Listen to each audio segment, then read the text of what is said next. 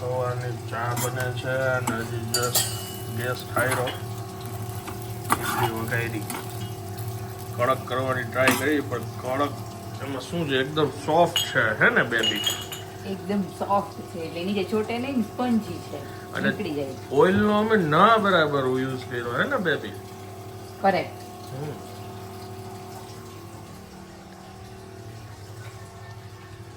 હાય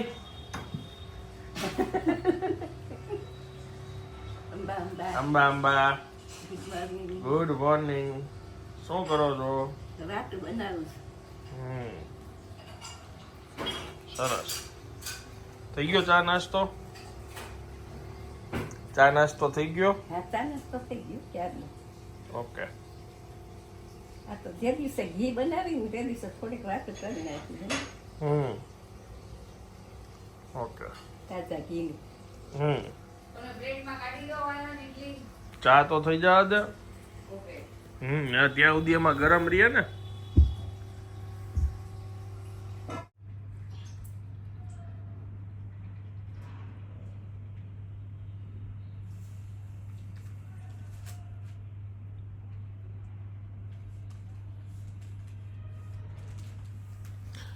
ચક્કી આવી ગઈ છે ખાવા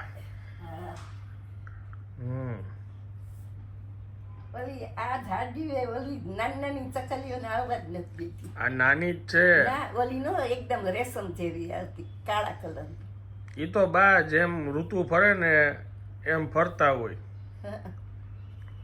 આ આપણી ચકલી છે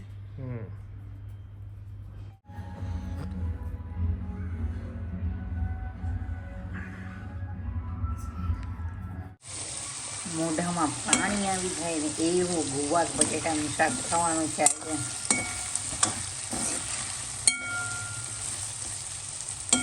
ગુવાર અત્યારે કૂણો ઓછો આવે જાડો જોઈએ છે બધી જગ્યાએ ગુવાર બટેટા ખાવું પડ્યું આજનું જમણ ગુવાર બટેટાનું ડ્રાય શાક લસણવાળું અને આ છે ખટમીઠું અને આજના શાક ઉપરથી તમને અંદાજો આવી જશે રિયાએ સવાર આવીને મને પૂછ્યું મને કે ખટાશ ગળાશ વાળું ખાશો કે મારી યારે ખટાશ ગળાશ વિનાનું હું તારે જે ખવડાવવું હોય બંને ચાલે ના એમનું હોય તમને જે ખાવું હોય એ જ કરી દેવાનું હોય ને એટલે મેં કીધું કાંઈ વાંધો નહીં તો ખટાશ ગળાશ વાળું કરજે કારણ કે બહારનું ખટાશ ગળાશ વાળું હોય તો અત્યારે તમે જોઈ શકો છો આ ડ્રાય લસણ વાળું આવ્યું છે ખટાશ ગળાશ વાળું નહીં સુનની સબકી કરની અપની એટલે ખાલી એને એ સાંભળવું હોય કે હું જવાબ શું દઉં છું પહેલાં જ મેં કીધું કે ગમે એ ચાલશે પહેલાં મારી રાય માંગી પછી એને ખબર પડી ને કે ખટાશ ગળાશ વાળું આને ખાવું છે તો એ ન દીધું જો લસણ વાળું દીધું આવું તમારા લોકો સાથે બને છે કે નહીં મને જરૂરથી કહેજો પ્લીઝ આજે તો અહીંયા ગાંઠિયા અને ફ્રાઈમ્સ ને મીંડા લેવા આમની પેલા તો ખુરશી આખી આપ લેવલમાં કરી દેવી પડશે તો આવું પતિદેવ હારે થાય છે તો પ્લીઝ મને કમેન્ટમાં કહેજો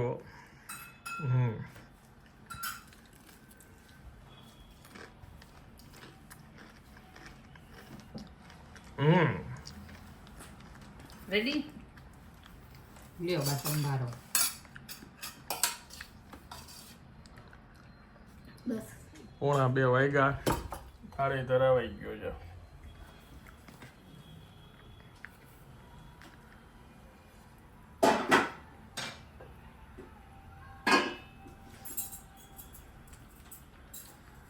નકરો આમાં તો પૂરીના મસાલો છે ને સ્વાદ આવે ખાટો મીઠો શેમાં અંતર મન નો ભાવ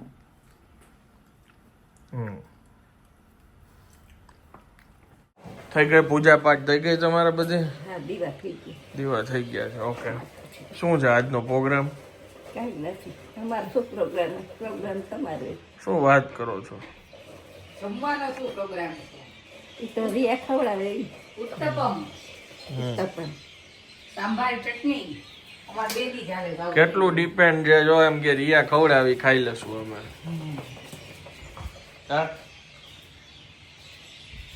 એને રોજ કંઈક નવું બનાવવાનું હોય એટલે આપણે કઈ કહેવા પડે જ ન હોય. આજે સેકન્ડ ડે પાછો સાઉથ ઇન્ડિયન નો છે.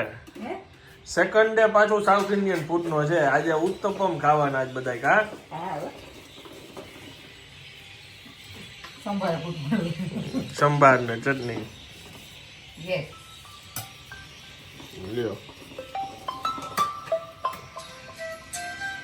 વડોદરાથી આજે રણજીતભાઈ આવ્યા હતા તો ત્યાંથી જગદીશનું આ પાખરવડી ને ચેવડોની લઈ આવ્યા છે. મેં બાકરવાળી ચાઈ ચાઈકી મેં દાંત પહેર્યા છે હમણાં પહેર્યા લાગે છે. હા હા તું કહી આજે જગદીશની પાખરવડી બાકરવાળી ખાવી છે.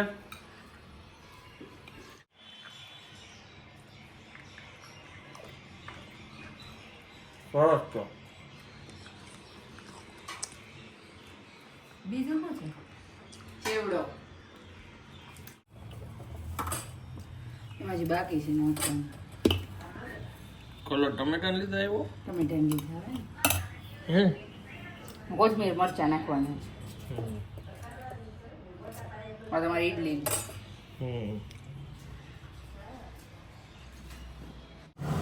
નખાઈ ગયો પુડલો.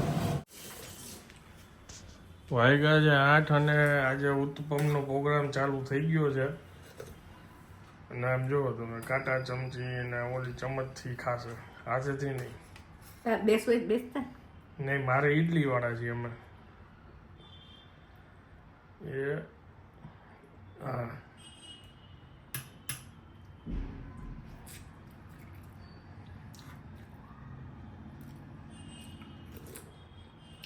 શું નાખ્યું છે આમાં?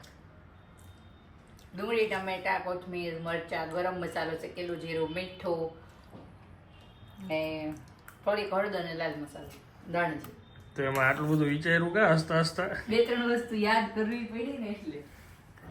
શું છે કેમ છે? બહુ જ મજા આવે છે. મન ભરાઈ જાય એવું. 2 દી સાઉથ ઇન્ડિયન નો પ્રોગ્રામ. હા નાના નાના પીસ કરો ને નાના નાના. ચટણી બહુ સરસ લાગે. ચટણી સરસ થઈ છે.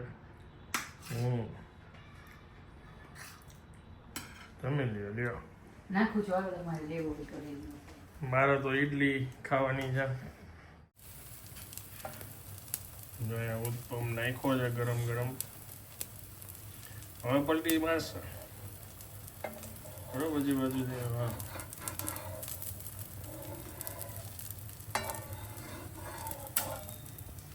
થોડોક કડક થવા દો પછી પલટી મારું. પછી પાછો આ બાજુ પલટી મારશે. ઓકે હાલો મારી. ગ્રેટ. એક જ ગાય મારવો પડે ને બધું ઉડી જાય.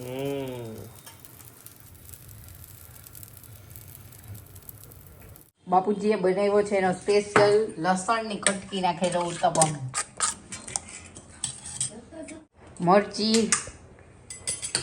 મરચી કોથમીર ને લસણની કટકી. અહીંયા ચાલે છે ઈડલીનો પ્રોગ્રામ.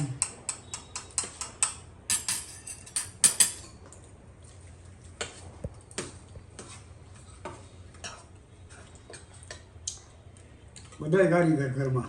સંભાર ચટણી વગરે બાપુજીને ઉત્તપમ ભાવે. એમાં કાંઈ જરૂર જ ન પડે એટલી વસ્તુ હોય અંદર.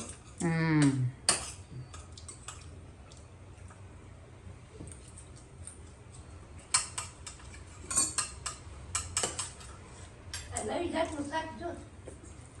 એ કોમેડી શો છે કોમેડી.